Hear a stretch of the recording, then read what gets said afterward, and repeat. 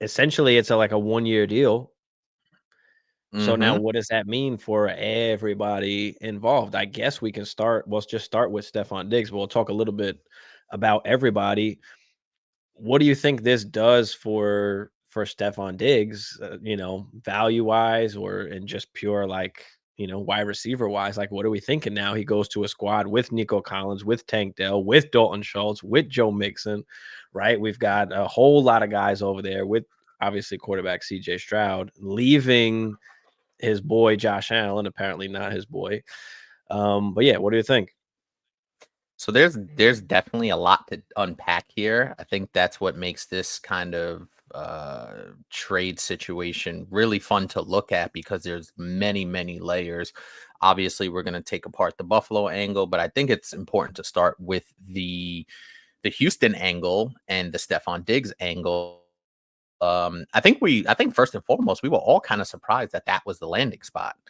Mhm. I was definitely surprised because I'm like, do they really need a Stephon Diggs with that young kind of offense, a young quarterback? Did they really need a diva type receiver in Stephon Diggs that has been known to ruffle some feathers when he's not getting his? So I think it was a super interesting move. And I guess to answer your question directly, for Stephon Diggs, I think it means that his number, he's not going to be what he has been for the last 6 7 years. Like he's not gonna, he's not gonna be that 100 catch, 1400 yard, 8 9 10 touchdown guy anymore. Just He's not 160 that. target, not happening. No, those days are over. Now, I do think he'll be solid, but they've, as you mentioned, you ran down 4 or 5 different guys that are very capable playmakers on that Houston offense. Now, I think because it's a 1 year deal, I like it. Right, there's not a long term financial commitment. The Texans are still going to be really good in terms of cap shape going forward. So I think the Texans looked at it as, hey, listen, we were pretty good last year. We can go all, we're basically going all in, right? With the MIXON deal, with the Diggs deal. They still have plenty of young guys. They re-signed Dalton Schultz, which I think was a really nice piece to keep for them. And I think it means more for CJ Stroud than anything else. The one thing I don't really worry about is Diggs kind of causing that much of a ruckus because this is CJ Stroud's team. I don't think there's any question about it. You know what I mean? And if he does cause a ruckus, they could just be like, all right, dude, see ya. Like there's very little risk involved. So I think from the Texan standpoint, they were looking at it as low risk, high reward. Now for Stephon Diggs, yo, you have a really good chance to do some damage in the AFC with a young up and coming offense. And you could teach some of those young guys, the Nico Collins, the Tank Dells. I'm sure that's going to be beneficial for them. But on the Stephon Diggs angle, he's not the wide receiver one that we've known for the last 6 7 years. That's how to boil it down. Oh, does he like, is that upside taken away, right? That top 5 upside. I mean, so what is he now? Basically, you gotta look at him as basically a wide receiver too, Yeah, right? with And is inconsistency. he even the top dog? Like, how is that even gonna shake out? We don't know what's gonna happen. Now, it looks like Tank Dell's, like, on schedule to, like, he's running around and doing all that already, Right. so it doesn't look like it was like an He'll miss insurance policy, significant like time. maybe Right. Tank Dell's gonna miss a little bit or they're gonna be slow to bring him back, so Hmm. what it could be Originally, interesting to that's see what I thought it was. where he lines up too, right? Do you put Nico and Diggs on the outside and Dell in the slot, or now that Diggs is older, maybe you get him inside the slot a little bit? Dell could play outside. I mean, he's a smaller guy, but he's good getting off the ball and press, so they could experiment a little bit with that too. So that's gonna be interesting. But why he wants to go away from being the top dog because he's not like he needs to get his like he's that type of guy. So what is he going to go over there now and bitch and complain when he doesn't get the targets that he Hmm. needs? I mean, maybe that's why it's only the 1 year deal, so they don't need to worry about that. Um, but yeah, from the dig side, I mean, I don't know if it necessarily like does it hurt his value really? It doesn't make his value go any higher for sure. Like especially if we're thinking like the upside is kind of taken away, that kind of dings him down a little bit, right? So I mean, value-wise, what are we talking? Early second? Like, are you willing to pay a late first for Diggs right now? Probably not. You No. gotta I mean, you might want to see. I sold Stephon Diggs in one league for a 25 first. I gave up Diggs and the 211, and I got a 2025 first. It's not bad. Take the first. That's not I'll bad. take the first. I feel like I can replace that production. Like, I don't feel like that's that top 5 production anymore. Yeah. No, I agree with that. And I think it's important because I mean, listen, maybe you'd go in if you are a Stephon Diggs owner, maybe you're thinking CJ Stroud, Stephon Diggs, but they have such a plethora of playmakers. And CJ Stroud is one of those guys that's, I say this about Jordan Love a lot, where he's an equal opportunity employer. Like he's gonna get the ball to the open guy. And if it's not Stephon Diggs, he's not getting the ball. There's plenty of capable guys on that offense where he can't go in there and think that he is the unquestioned guy. Is he going to have weeks where he catches 7 or 8 balls for 95 yards and a touchdown? Sure. Are they going to be a lot fewer and further between than they were in Buffalo? Yes. Let's talk about, like, what does that do with Nico? What does that do to Nico, and what does that do to Dell? And we'll talk about the Buffalo side. We'll talk about Stroud too. But what does that do now for guys like Nico Collins and Tank Dell? Again, does that cap the upside a little bit for one season? Yeah, for sure. But what are we doing after that, right? I mean, when you're talking about a guy like Nico Collins who is on that contract year, are they going Hmm. to re-sign him, or are they going to slap a tag on him and just they're letting Diggs go and now like Nico's the guy?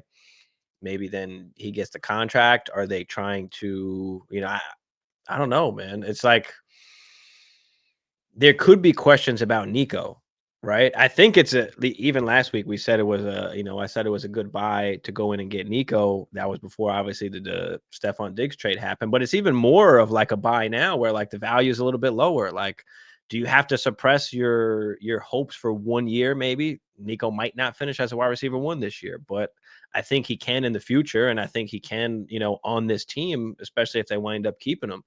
I don't see any reason why they wouldn't, but it is going to be a question. And then do they tag him? And then we get into a whole situation like T. Higgins or some shit like that. But I think it's a good opportunity to go buy Nico Collins right now. And same thing, he's probably in that wide receiver 2 range. It probably hurts Tank Dell the most, the move, at least in my opinion, I would say. So you got Nico and Stephon Diggs giving you that wide receiver 2 numbers, Tank Dell giving you those wide receiver 3 flex numbers, hopefully. But I'm still buying Nico. And obviously now the cost is probably even a little bit cheaper. Is it a 111, 112? Is it a second and a piece? Like there's people out there that are panicking with Nico Collins, panicking, right, with Tank Dell. So can you go out there and get you Nico Collins for relatively cheaper? Or do you go after the cheaper one in Tank Dell? Like, is that even more of a bargain where you can spend even less and just go get yourself a Tank Dell instead?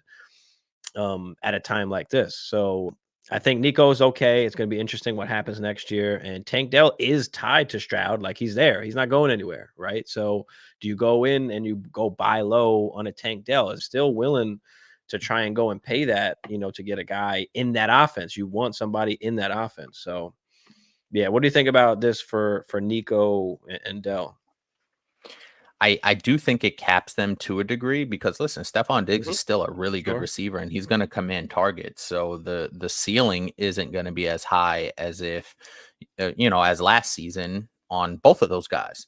I think Tank Dell is going to be a little bit more boom or bust type situation just because of the Mhm. command of targets. You know what I mean? And we didn't even, we're not even including the Dalton Schultz and the Joe Mixons in here as Oh, part of what we're the full scope of things in terms of targets from the wide receiver. So I think it'll be really interesting. I agree with that. I agree with the cap, but the interesting part about it is that Nico Collins is the young guy. He is the next guy up in terms of, hey, you're going to be our wide receiver one. He proved he could do that already. So it's not like mhm. Nico Collins doesn't have that kind of cachet where, hey, I could be a wide receiver one on a really good team that goes to the playoffs and wins a playoff game with my young rookie quarterback. So I think Nico Collins having the season that he had bodes well for him because he's not just some unproven guy that we think has upside. He went out there and showed us what he could do, but while being a featured, wide receiver. So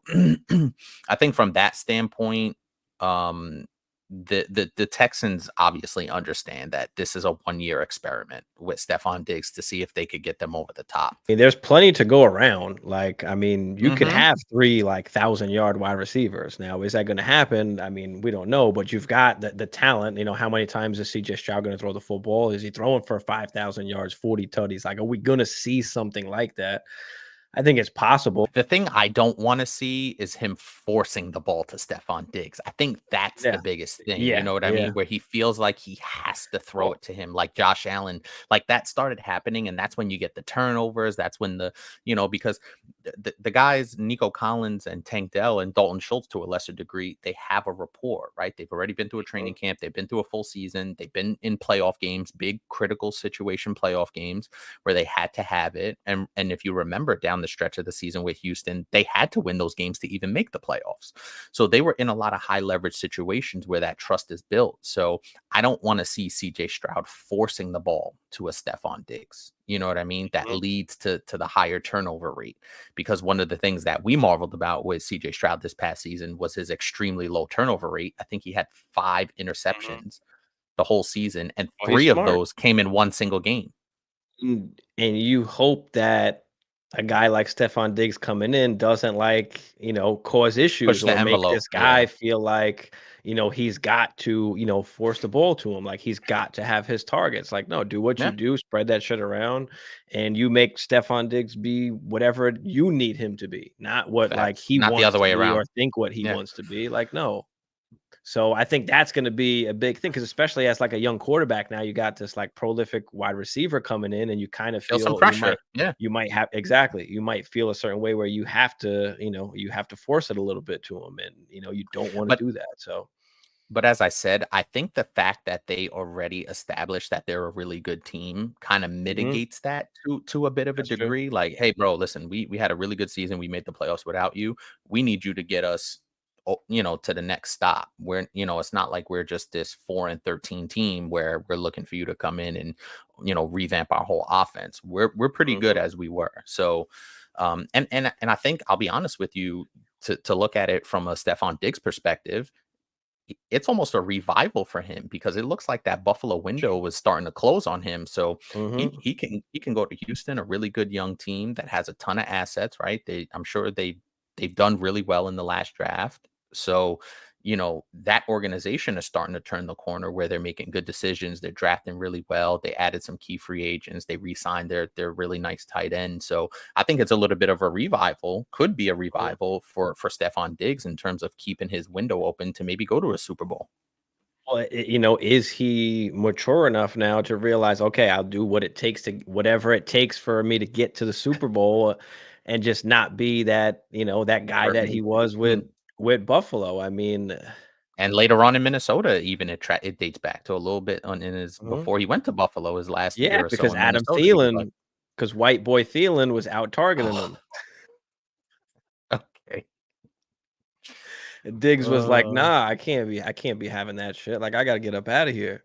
And so, that's what he wound up doing. And hopefully he's doing it for the right reasons and, just trying to win the ship, and hopefully he takes whatever role that he has. Now, I don't think he's washed. I want to throw that out there. I don't think like he's necessarily washed. And I know last year, obviously the second half of the season, he wasn't kind of, himself as far it as the wasn't good. production, but they did change the offense. Like they changed a lot. They didn't necessarily need him to do much. And there were like a lot of big plays that were missed, like a lot of deep balls that weren't caught Yeah. where we could have been talking about it a little bit differently if he catches some of those.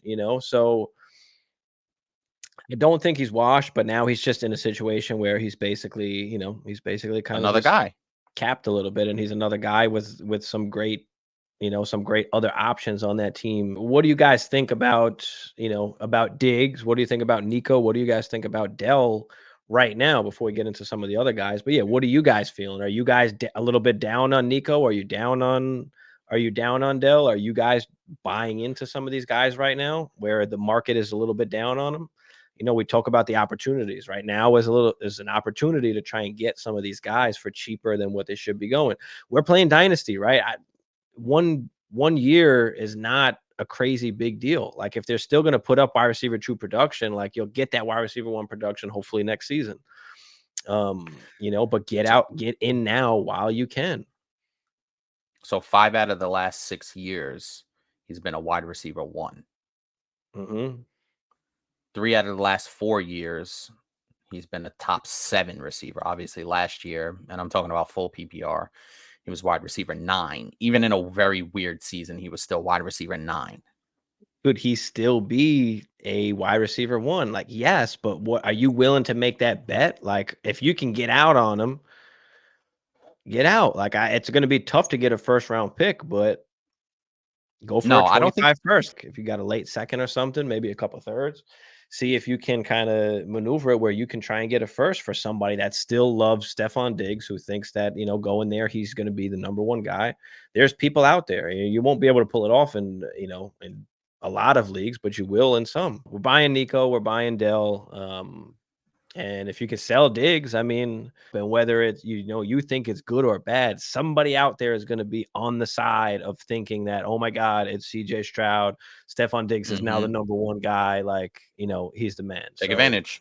Take you're definitely advantage. trying to take advantage and sell Diggs while you can. Mixon stock up. So yeah, what do we feel like about Mixon? I mean, I don't know if his stock necessarily goes up. Like, is it I think gonna it's the be an same. even better like, it was a good offense regardless, so is it even a better offense? Does he get more goal line opportunities? Maybe, That's that's right? where I was going. I think he may have he'll still probably average between 3.8 and 4 yards a carry. I don't think the efficiency is really gonna go anywhere. He might have those games like on a game to game basis where he averages 4.5 to 5, but I think for the season he'll be in that 3.8 to 4.2 range. But Mhm, the goal line opportunities is what's really going to vault his stock dub. So I think listen, Mixon has a 10 touchdown type season in him based on what we know from this offense.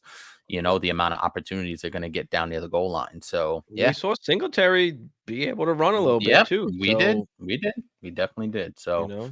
yeah, I think Mixon is a really really good RB2 going into the season and a pretty good value at that, right? Schultz, yeah, let's talk about Schultz real quick because I do feel like he gets hurt a lot too. Kevin says it here. He'll probably lose the most because you've got these wide receivers here. So yeah, is Schultz necessarily a good buy low kind of guy? Where if you don't have one of the top tight ends, can you move down, pick up an asset or so, and get you and play Dalton Schultz? Like, can That's I go from Ferguson to like a Schultz? Can I, something like that? That's tough because I think, and I definitely agree with Kevin here, is that Schultz is the and as Jamie's saying in the chat right now, the value is just it's not going to be good. You know what I mean? Because we literally, who did we just talk about at the goal line? Joe Mixon. And that doesn't even include a red zone threat like a Nico Collins. So,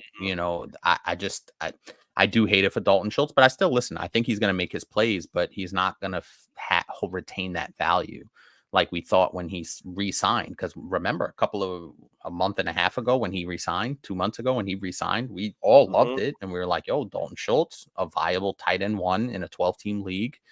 We felt really good about that. But now you kind of, we were talking about the established guys and Nico Collins and Tank Dell being capped a little bit. Obviously, Mhm. that applies even more so to Dalton Schultz, in my opinion. All right. So for CJ Stroud, I mean, what does this do for him? He's obviously vaulted up the rankings. If he doesn't finish like in the top 3, like how are people really going to start perceiving it? What if he finishes as like QB8? Like then what happens? Like, are we again having this conversation between like Burrow and Hurts and some of these other top QBs? Like, does he move down a little bit? Like at that point, like Lamar. Like, what if Burrow throws for 40 tutties, finishes as a top 5 QB? But CJ Stroud doesn't. Yeah, there's always Like, that is big is if. it I guess my question is it the peak time where CJ Stroud becomes a sell? Where can I move down to a Joe Burrow or a Justin Herbert, or even a Jalen Hurts, a Jordan Love, a Kyler Murray, like, So here's my can question. I move down and take, whether that's a second, a first, or some kind of piece or pick on top?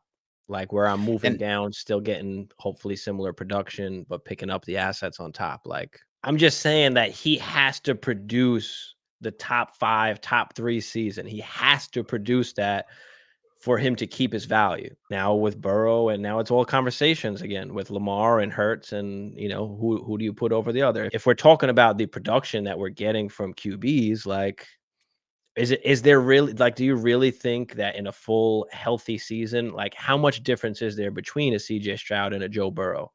I think Joe Burrow potentially could have the higher ceiling, but now we're That's taking other things into factor, right?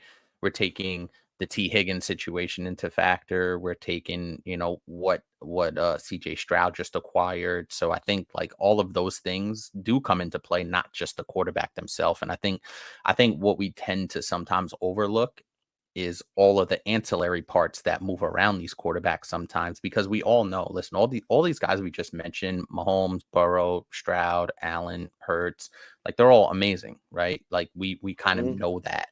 It's all the ancillary parts that move around them that we don't necessarily always say, well, there's a reason why Mahomes wasn't blah blah blah. Now we knew, but the year before that, he threw for 40 touchdowns and 5,000 yards and was QB1 without Tyreek Hill. So Mhm.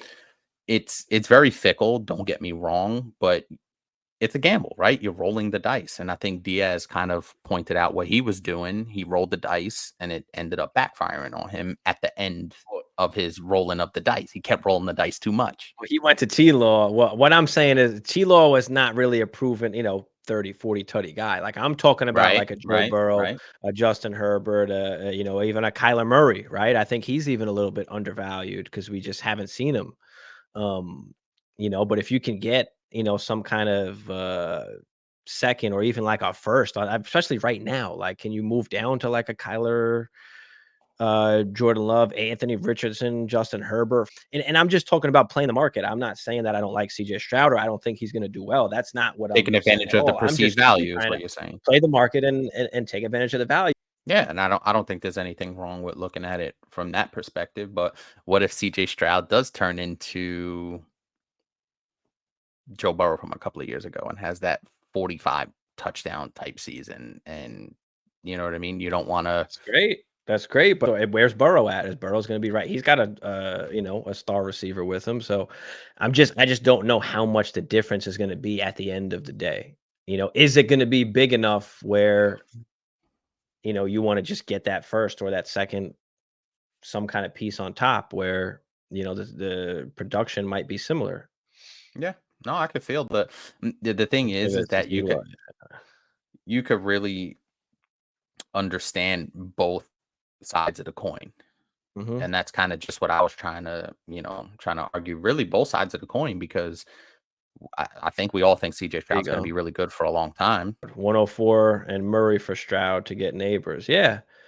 I mean, depending what's out there, like people really want Stroud and people are willing to pay. Like if people are willing to pay, see how much you can get out of him. And as far as Josh Allen is concerned, I mean, I think Josh Allen's okay. We saw what he did, second half of the season without much of Diggs's help. He still produced as a top quarterback. So I'm not necessarily worried about Josh Allen. They'll find some weapons. If there's an opportunity to buy Josh Allen, I'd like to look into that. Like, are people a little bit down that he doesn't have wide receivers? Same kind of thing with Justin Herbert, right? But yeah, what do you think about Josh Allen? Do you think he's okay, or should we be worrying about Josh Allen for you?